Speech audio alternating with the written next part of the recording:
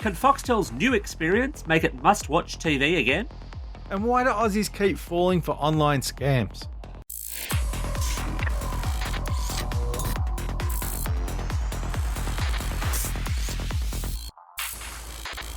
Vertical Hold is proudly sponsored by Casa Systems, taking Australian technology to the global market. Welcome to Vertical Hold, Behind the Tech News, where we talk to Australia's leading technology journalists to get the stories behind the news of the week. I'm Alex Kidman, and I'm joined as always by Adam Turner, a man who is out to challenge my Gallagher high scores. Adam, we've been swapping tips on building retro arcade machines this week. How goes the high score chase? Well, I'm going for that really gritty, authentic retro gaming feel. So right now I'm building a 1970s fish and chip shop in my lounge room. The deep fryer arrives next week, so the project's coming along nicely and I'm feeling confident. Sounds good, although possibly not for your cholesterol levels. We're also joined once again by TV Black Box's Steve Molk. Steve, welcome back to the show. Thank you, guys. Look, I'm very willing to come around and proof of concept test this fish and chip shop in your lounge room. As long as we have potato cakes and not potato scallops. Oh, well, this game is over. I'll tell the fire department to be on standby. But in the meantime, we've called Steve into the Vertical Hold virtual studios to discuss all the news coming out of Foxtel this week, including its new experience and Netflix offer. We're also taking a look into the alarmingly growing trend for Australians to get stung by online scammers. But first, over to the tech news desk. Adam, what's newsworthy this week? Australia has taken its next step on the path to 5G, with Telstra and Ericsson making the country's first end-to-end 5G phone call, rather than relying on a mix of 4G and 5G. The call was made at Telstra's 5G Innovation Centre on the Gold Coast, using an upcoming Ericsson 5G chipset, running over the 3.6 GHz 5G spectrum and running through Telstra's new 5G network core. The move to purely 5G communications will help reduce network latency, which will not only improve 5G for people, but also make 5G more suitable for a wider range of applications such as industrial remote control systems. Australia's metadata laws were meant to keep us safe, apparently, but it hasn't taken all that long for them to be abused. According to a Commonwealth Ombudsman's report, hundreds of police metadata requests were performed without proper authorisation.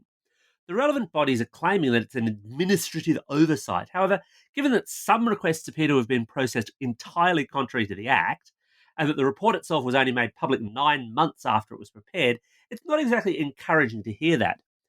In response, the Law Council of Australia has called for the introduction of warrants when the nation's law enforcement agencies seek metadata access. Users of the popular VLC desktop media player software should ensure that they've updated to the latest version, after details emerged of a critical security flaw in the Windows, Linux, and Unix versions. The flaw lets attackers remotely install, modify, or even run software as well as access files. The security issue is with a third-party library rather than VLC itself, and the flaw was actually patched more than a year ago, but computers running old versions of VLC can still be vulnerable. Samsung has announced a fresh new launch date for its Samsung Galaxy Fold smartphone. It'll go on sale in selected markets in September this year, although it's not yet clear if Australia will be one of those selected markets. The Galaxy Fold was set to appear before mid-year down under, and almost did, were it not for the fact that many of the review samples sent out developed serious screen problems within a day or two of testing. Samsung says it's reinforced the display on the Galaxy Fold as well as extended the protective display on its bezel to stop folks peeling it away. So, Alex, it looks like they're going to have another crack at the Samsung Galaxy Fold. How do you think this one will stand up in the hands of reviewers? Yeah, crack's an awkward word to use in this context. It is. Really, really awkward.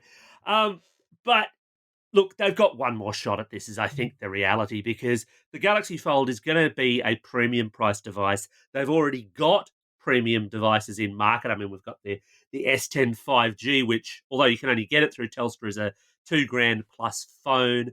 By the time this comes out, we'll have the new Note device as well, and that'll probably tip the scales at over $2,000. So it's, they've got to get it right this time, or they're pretty much dead in the water. Not that they're entirely alone in all of this. Huawei's still apparently readying the Mate X foldable, and we actually have a sort of semi-pseudo foldable here in Australia already because LG released its V50 smartphone as one of that first wave of 5G handsets on Telstra with a dual screen setup, although that's a much more divisive kind of phone. A lot of reviewers really, really don't like it much. So, Steve, any interest in a folding phone around your way? No, no, no. Well, Uh, that's conclusive. Thank you for joining us. it's the whole premise. I understand the scope, the capacity, the opportunity, the whole premise of a very fragile thing being able to no. It just I look at it and go, I'm really careful with my phones, and I would break that. Right, so they should send one to you to make sure they've really got it right this time. I'm happy to help Samsung out anytime they'd like. Adam, Foxtel had a lot to say this week. They're a new Foxtel, they're an energized Foxtel, there's a new experience. What was the actual news? Malibu Stacy has a new hat. Nah, okay, that's a little bit harsh. It's a little bit better than Malibu Stacy's new hat.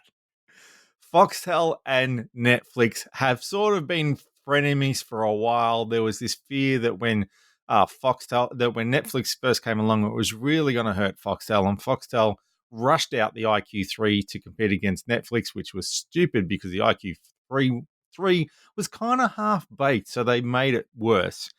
Since then, it's been surprising when you look at the figures. Netflix hasn't actually hurt Foxtel, at least in the first year or two, as much as they thought it would, because people seem to sign up for Netflix and Foxtel.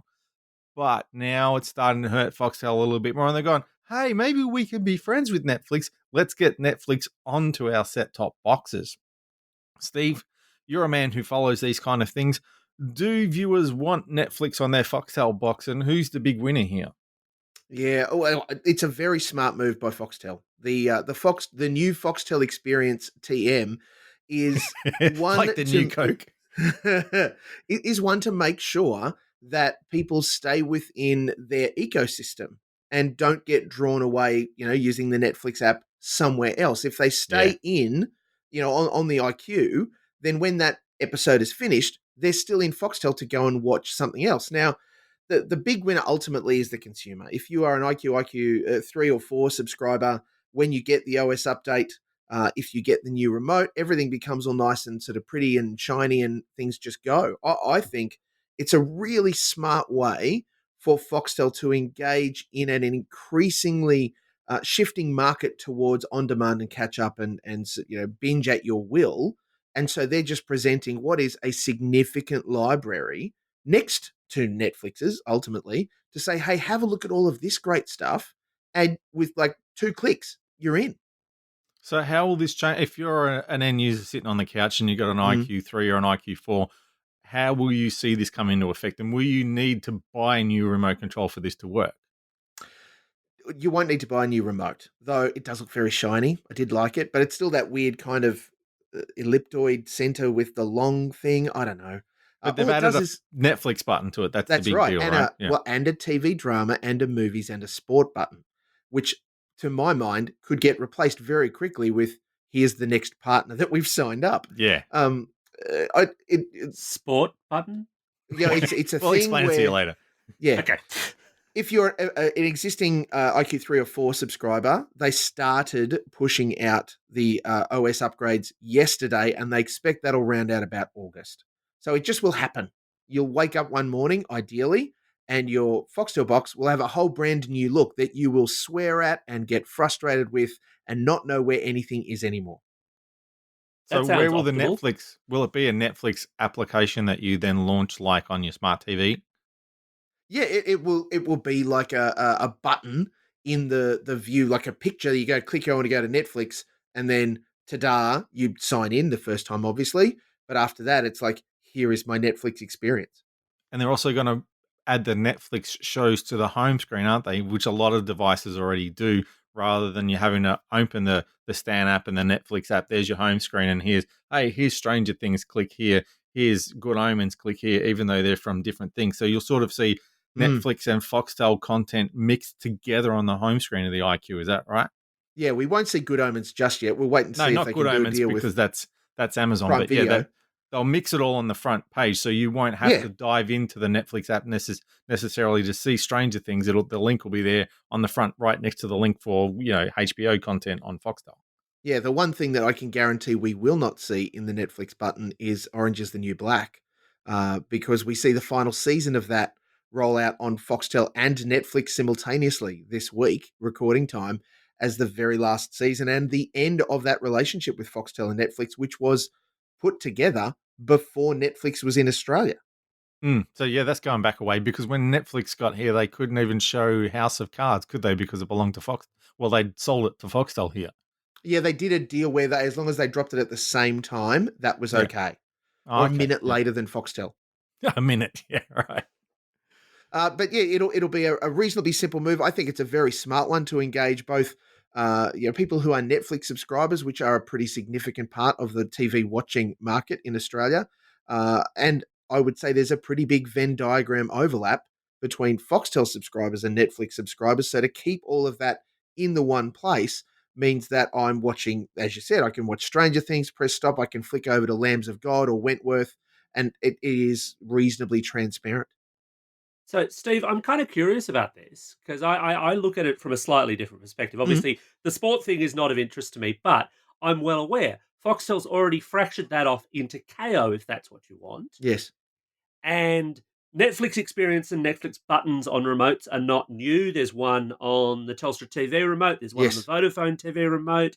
Um, I I'm trying to work out why I get Netflix. I pay for Netflix. I understand Netflix. I'm trying to work out what the draw in for Foxtel's going to be in terms of minimizing churn, especially because this is only IQ4 at first, I think, and then Mhm. IQ3 by the end of November, I think they said. Yep. But it's not, for example, the Foxtel Now box. And I can remember when I asked them about Netflix on that, they said, oh, it's all in licensing. We can't include it straight away. And I'm guessing that they've just kind of abandoned that poor thing. Yeah, and that's what it feels like, right? I mean, it also puts paid to the much sort of considered and even had a code name, a project that was going to be the drama version of KO, where they were going to deliver that. So if you just want premium drama, you could subscribe and get that in the same way as you get sport via KO.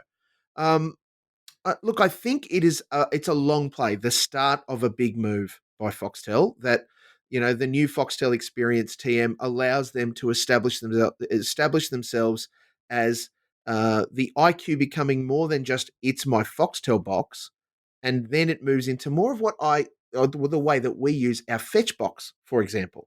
So it has access to free to air television, as does Foxtel. There's a whole bunch of specific subscription channels available on both. Obviously, Foxtel's is certainly larger, but I've got that opportunity on Fetch. But on Fetch, I can jump into Stan, I can jump into all the free to air catch ups to Netflix. Hey, you, if I'm that interested. And it means that my entire television experience on the biggest screen in my house happens with a single remote.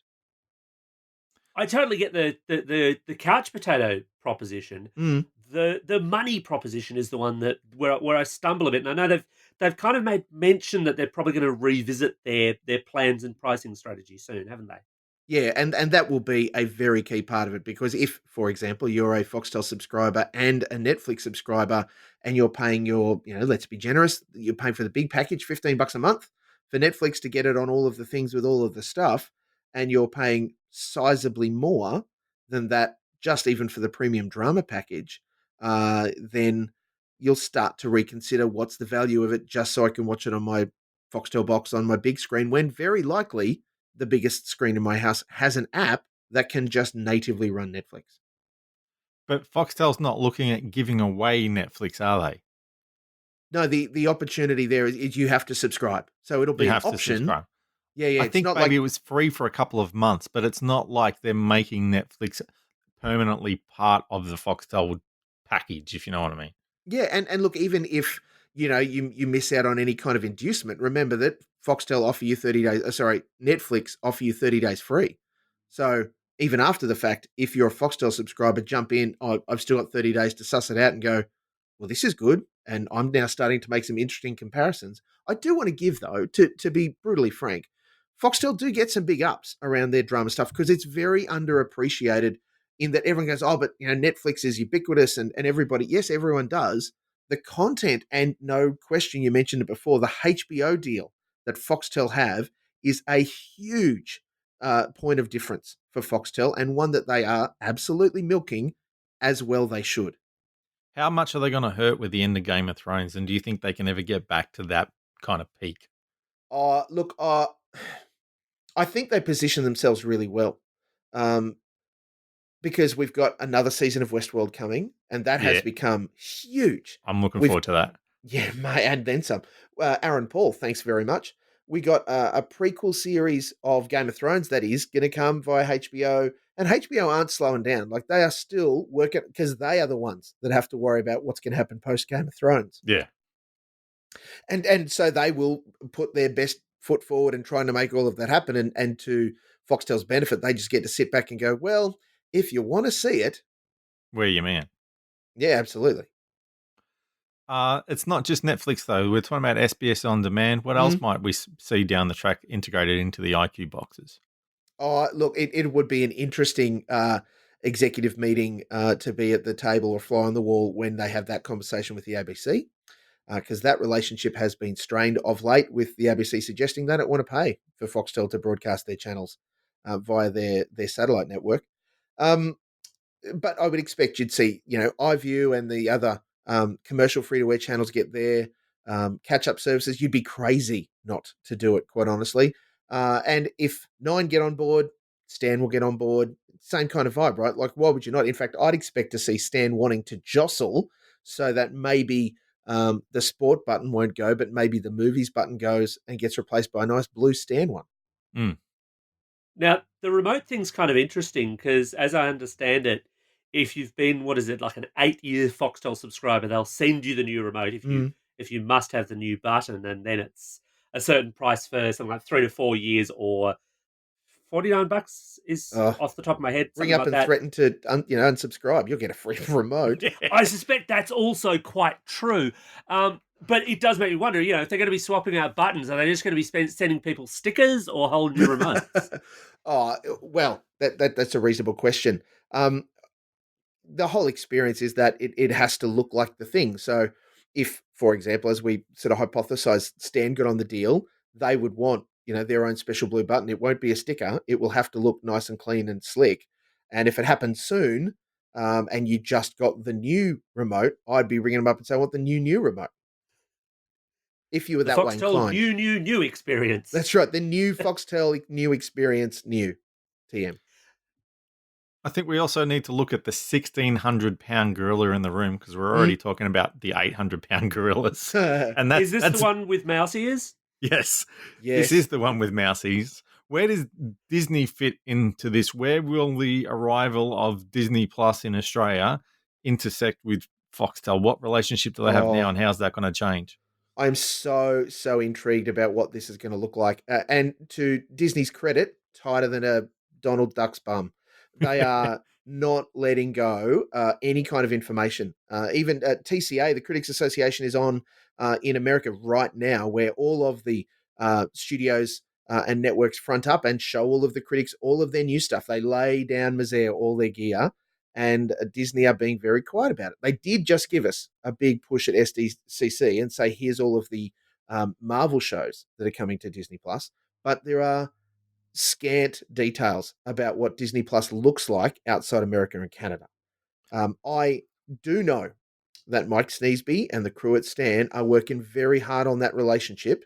And now I don't know how it's looking, but I know that they're keen to make it an integral part of your Stan subscription. I would I've imagine a always had a large truck beeping, reversing with dollar bills falling out the back of Yeah. it. Something like that. Yeah, Bob Iger gets a whole new ivory back scratcher room. Yeah. I've always felt that Stan deal was just a placeholder, though. It's not about Yes. giving the content to Stan. It's about taking the content away from Netflix until Disney Plus launches, and Stan's Yes. just like, hold my beer. Yeah, but Stan are look batting well above their weight. Like Yeah. as I said, Mike and Nine are interesting players in the situation. They have a great footprint. Yes, it's not as big as Netflix. However, the library that they deliver pound for pound lines up next to not in sheer number, but in quality of content lines up and even beats Netflix to mine, and absolutely Foxtel sometimes. I think that if they can pull off what might be considered, at least in little Australian media circles, the coup of the century by locking Disney Plus into either as a stand bolt on, i.e., you pay a little more and get Disney Plus, or hey, our stand prices are this, and congratulations, we're the home of Disney Plus in Australia. That would be incredible. Is it likely? Oh, who could say? I'm fairly confident that Disney Plus would be very keen to just go, no, no, we got this. Yeah. But it's just honestly, who knows? Is there Disney content that's likely to disappear from Foxtel when Disney Plus launches? Everything will vanish from all of the places as soon as those deals peter out. That's gonna It sting. That is gonna You sting. tell me it's going to sting, right? Like and even the Disney channels that are available on Fetch would Yeah. be, under negotiation about how and where they play out. I mean, I would expect some stuff might stick. The bulk of the content that Disney Plus are focusing on are their marquee movie franchises, their so Star Wars and Marvel and those sorts of universes, and then, of course, the huge catalog of movies that they have, plus all of the new stuff that they're feeding. I can tell you, I don't care where Disney Plus lands, I'm putting my hard earns on the table because I want to see all of that stuff. So you're just hanging out for the computer that wore tennis shoes. That's what you're saying. Just tell me where I click to subscribe, Alex, and it's done. So, I mean, this raises an interesting scenario, though, and just to really quickly wrap this up as well, because if Disney goes, and there are some rumors still swirling around HBO, maybe looking to Mm, launch its streaming service here. If those go from Foxtel, obviously those deals would have to expire. This wouldn't yep. happen in an instant, but if they go, they go. Yes. And if, for example, you're say me and not interested in sports, again, I'm coming back to the why would I subscribe to Foxtel? How could you sell me Foxtel in 30 seconds? I'm not going to even suppose to, because HBO for premium drama is so intrinsically linked to the Foxtel brand in Australia that if it was to expire and become its own thing independent of Foxtel, and Foxtel would fight tooth and nail to keep it as a part of their experience, then I think that what we would find out really simply is how much we can all afford and how fragmented the streaming ecosystem in Australia would become. And it becomes a gladiator last man standing scenario. Hi, Alex. This is Adam from Telstra. You seem to have a problem with your computer. Can you please turn it on and install TeamViewer for me? Sure, sure. I'll just do that. I'll just click on this is not a virus. No, wait, what am I doing? And look, that sounds kind of funny if you know what's going on, but it's not funny for an awful lot of people. And there's been a lot of news around this. And in fact, I even have a personal story around this week because the number of Australians getting hit by online scams generally is just skyrocketing. And it seems, despite the fact that it's been written about an awful lot, I know I've written about it a lot. I know, Adam, you've written Yeah. about it a lot. It still happens. And my personal story this week is that my own mother got hit by one of these people. Oh, Got told she had viruses on her computer, got convinced to, in fact, install a remote control application. And it took me multiple hours of very, very weird describing a Windows interface to her so she knew what to do, and then getting a phone with FaceTime pointing at a laptop screen so that I could say, yes, click on the one up to the right, that kind of thing. It took many hours of that to clean that up and sort that out. So, if I ever find those scammers, well, let's just say nobody else ever will again. But it really highlights that thing that it feels like one of those things that should be obvious. Oh, these people who call up saying they're from Telstra or the ATO or the NBN, it's all scamming, but it still hits a lot of people and it hits them for serious sums of money. I don't understand how, because this stuff has been covered in the mainstream news. I mean, like it's been covered on ABC Radio and 3AW, TGB, whatever, the stations that old ladies listen to talk about this stuff. So I still don't understand why no, that's not fair. I do understand why they get caught, but I don't see what else we can do, I guess is what I'm saying. We've made so much noise about it. I think it's getting those very basic things across because it works on basic psychology. I mean, the ABC had a story up this week of a school principal who got done by an ATO scam, where they spoofed the incoming call number of her accountant to make it seem as though someone from her Oh, accountant's office was saying, "Oh That's yes, next level though. That's not just a random scam. That's pretty impressive. it's technically impressive in a way. Yeah. I mean, actually, phone number spoofing is not that difficult, as I understand it, but it's technically impressive in a way. But it's also it's just it's another one of those things where I think there's no harm in reiterating the basics, and the basics coming down to things like no, nobody from the ATO or NBN Co wants to be paid in iTunes gift cards, for example. Steve, have you had anyone you know get hit by one of these things? we've had, without sort of inferring too much, my mother-in-law got to like step 9 out of 10 to go and pay some scammers. And this was the old one. This was, we've got a warrant out for your arrest. You need to go and send us a money order to pay the AFP, to make sure that we don't come and arrest you. So it played on the embarrassment factor for her. And it was only when she approached a friend of hers in the retirement village where she lives to give her a lift down to the post office to help her make the payment that they went, "What are you doing?" And we heard about it after the fact. And we've been talking with her about all of this sort of stuff for a long time. It is insidious that there are people that are wanting to play on particularly the fear of older people who maybe don't understand technology, who or are not as across some of the issues that they need to be. It's very easy to say your thing needs updating here, click on this link, and all of a sudden they've got Hmm. full visibility of your screen, and next time you log into the bank, they've got your details. Like, it's horrific. And they're screening their calls as well. The scammers are screening their calls, I think, to improve their success rate. Because what Mm, happens these days with the NBN scams, sorry, is the phone rings and you get a recording of a lady with a very nice Australian accent yep, explaining to you that she's calling from the NBN and we're going to cut off your internet. And if you'd like to do something yep, about it, press one. And you and I go, well, that's stupid, and we hang up. yes, Somebody who falls for it presses one and goes through. So they know straight away that that person's passed the first hurdle and they're much more likely to fall for it.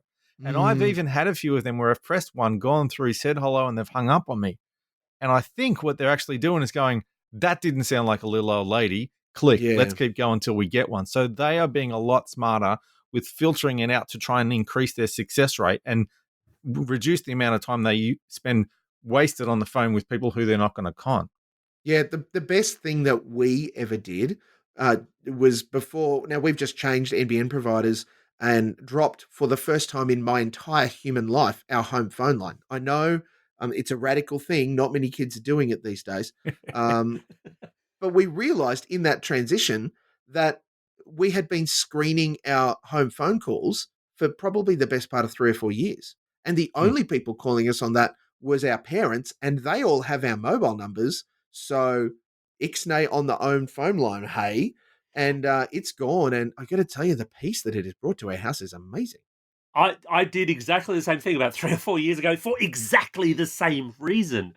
And look, that side of it works. But for example, in the case of my mother, this was a Mm, pop up window that yeah, looked like a Windows alert. yep, And it's hard. It shouldn't be impossible. And I do think the education story is important here. If you're listening to this, you're probably aware of this, and you're probably just thinking, "Oh, these are silly old people. They don't understand it." And some of them don't. Some of them do. Some of them are incredibly savvy. mm, But the point is, you do no harm whatsoever if you've got a friend, a relative, whatever, who's less technically savvy, and point out, "Hey, the ATO doesn't call you and want payment in yes, iTunes card. NBN Co does not deal with you directly and will not threaten to cut you off. If the police want you, they'll come round in a little paddy wagon with yep, the handcuffs and the nightsticks. They won't ask you to pay a fine via Western Union." All of these details, just reiterated over and over again. They're a bit dull and tedious to us. We feel like yeah. we've known them for a long time, but they're still terribly, terribly valuable.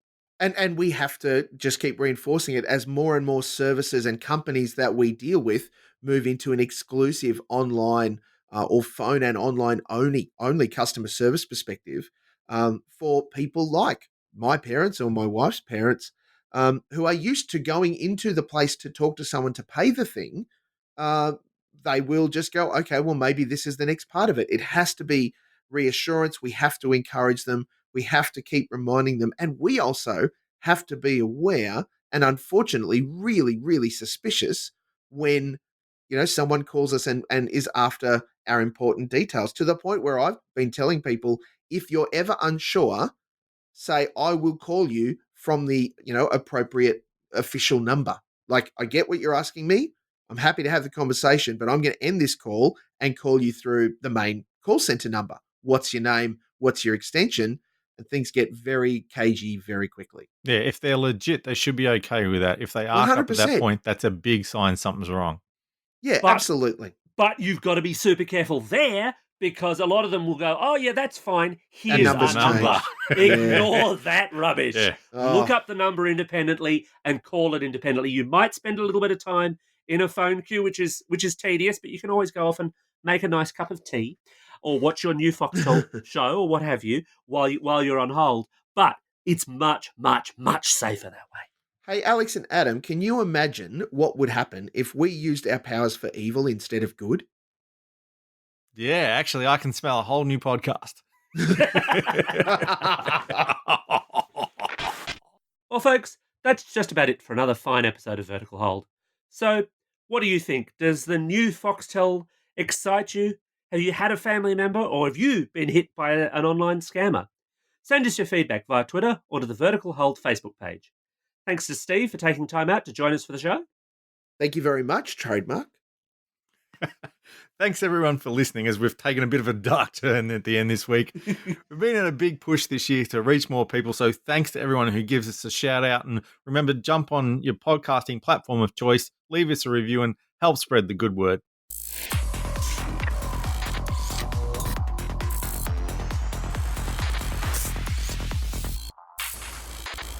Vertical Hold is proudly sponsored by Casa Systems, taking Australian technology to the global market. There was an accident with a time machine and a contraceptive, and that's all we'll say.